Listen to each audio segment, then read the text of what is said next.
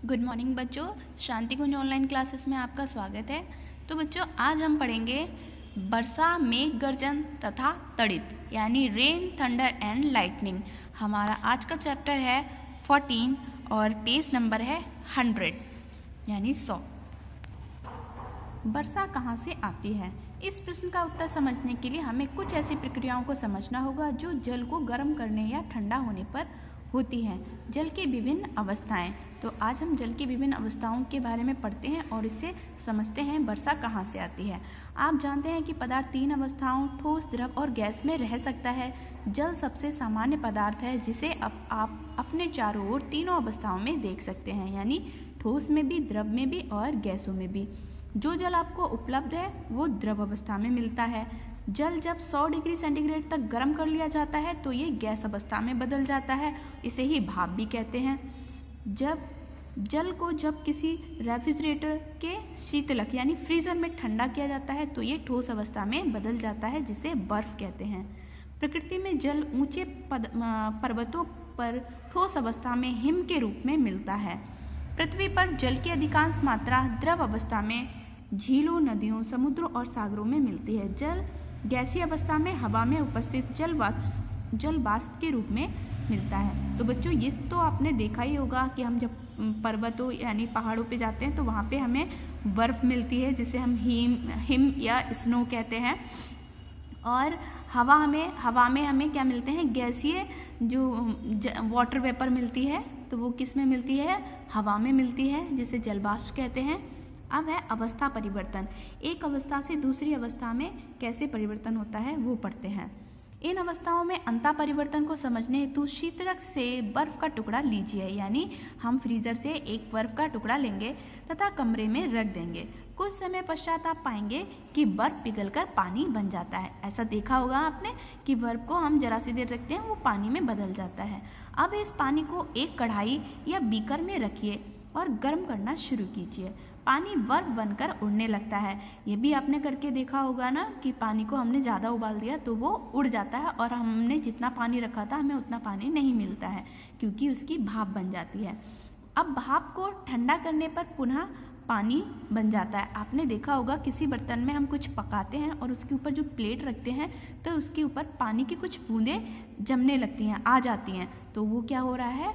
भाप ठंडी होकर पानी में बदल रही है। बर्फ भी गर्म करने पर पानी बन जाता है। इस प्रकार व्यक्त किया जा सकता है इन प्रक्रियाओं का परिणाम वर्षा का होना है। जैसे बर्फ से पानी बना, पानी को ठंडा किया तो वो बर्फ बन गया। आया समझ में? बर्फ को गर्म करने पे पानी बन गया और पानी को जब ठंडा किया तो बर्फ बन गया। ऐसे ही पानी को जब हम और गर्म करेंगे तो वो जलवाष्प बन जाएगा।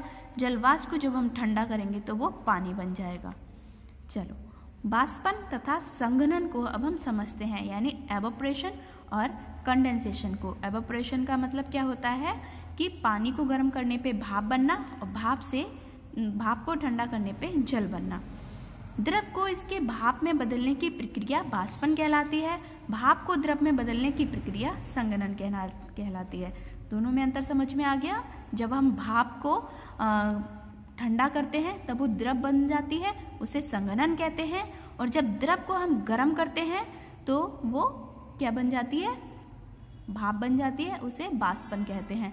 यानी ऊपर वाले प्रोसेस में क्या हो रहा है? बाष्पन, और नीचे वाले प्रोसेस में क्या हो रहा है?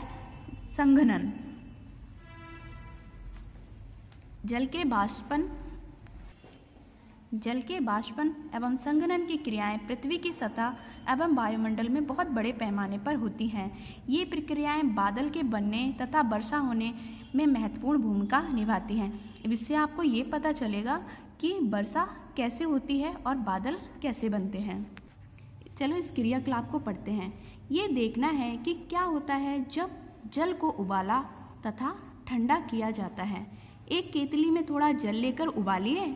जब जल उबलना शुरू कर देता है तब आप केतली की टोटी से गर्म वाष्प को निकलते हुए देखेंगे। ये गर्म वाष्प को जल के उबलने से बनती है, यानी जब हमने पानी को उबाला और वो 100 डिग्री सेंटीग्रेड से ज़्यादा हो गया तो वो किस में बदल गया? भाप में या स्टीम में। अब एक स्टेनलेस स्टील के एक चम्मच को भाप के समीप लाइए, यानी किसी बर्तन को या चम्मच को आप वो जो भाप निकल रही है केतली की टोटी से वहाँ पर लाइए। आप चम्मच पर जल कणों को एकत्रित होते हुए देखेंगे। ऐसा आपने घर में भी देखा होगा ना, जैसे किसी आपने बर्तन में दूध उबाला या चाय बनाई और उसके ऊपर प्लेट रख दी तो उसमें पानी की बूंदें बन जाती हैं, तो इसका मतलब क्या हुआ कि भाप ठंडी होकर क्या बन गई, पानी बन गई।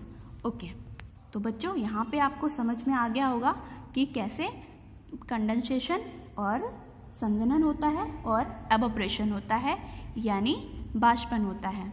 अब हम पढ़ेंगे हिमीकरण यानी फ्रीजिंग कि पानी कैसे बर्फ में बन जाता है। रेफ्रिजरेटर के शीतलक यानी फ्रीजर में जब जल ठंडा होता है तब बर्फ में बदल जाता है। द्रव अवस्था में ठोस अवस्था में कन्वर्ट करने की या बदलने की ये प्रक्रिया हिमीकरण कहलाती है, यानी पानी से ठोस में बदलना यानी बर्फ में बदलना क्या कहलाता है, फ्रीजिंग या हिमीकरण कहलाता है। वह ताप जिस पर यह प्रक्रिया होती है हिमांक बिंदु या फ्रीजिंग पॉइंट कहते हैं। जल का हिमांक बिंदु 0 डिग्री सेंटीग्रेड है, यानी पानी 0 डिग्री सेंटीग्रेड पे बर्फ बन जाता है और पानी 100 डिग्री सेंटीग्रेड पे भाप बन जाता है। दोनों में अंतर समझ में आ गया ना बच्चों। ओके, नेक्स्ट पढ़ेंगे द्रवण यानी मेल्टिंग, पिघलना। रेफ्रिजरेटर से कुछ बर्फ के टुकड़े निकाल लीजिए, यानी हमने अपने फ्रिज से कुछ बर्फ के टुकड़े निकाले तथा एक बर्तन में रखकर गर्म कीजिए और हमने उसको गर्म किया। आप देखेंगे बर्फ पिघलना शुरू कर देता है तथा पानी में बदल जाता है। ठोस अवस्था से द्रव अवस्था में बदलने की ये प्रक्रिया द्रवण कहलाती है, जिसे इंग्लिश में मेल्टिंग कहते हैं, यानी पिघलना। बर्फ का द्रवणांक या गलनांक, जिसे हम मेल्टिंग पॉइंट भी कहते हैं, कितना होता है, 0 डिग्री सेंटीग्रेड ताप ही होता है, यानी 0 डिग्री सेंटीग्रेड पे ही पानी यानी बर्फ पानी में बदलने लगता है। तो दोनों में अंतर आपको समझ में आया कि 0 डिग्री सेंटीग्रेड से अगर हम ऊपर करते हैं तब वो हमारा पानी बर्फ बन जाता है, और वहीं 0 डिग्री सेंटीग्रेड पे पानी बर्फ पानी में भी बदलना शुरू कर देता है। तो बच्चों अब आपका होमवर्क है, आपको अपनी बुक में रिक्त स्थानों की पूर्ति और सत्य कथन और असत्य कथन पे निशान खुद लगाने हैं और इस चैप्टर को आगे भी कंप्लीट पढ़ना है। नेक्स्ट वीडियो में हम इस चैप्टर को कंप्लीट करेंगे और इसके क्वेश्चन आंसर करेंगे। तब तक के लिए बाय बाय, टेक केयर।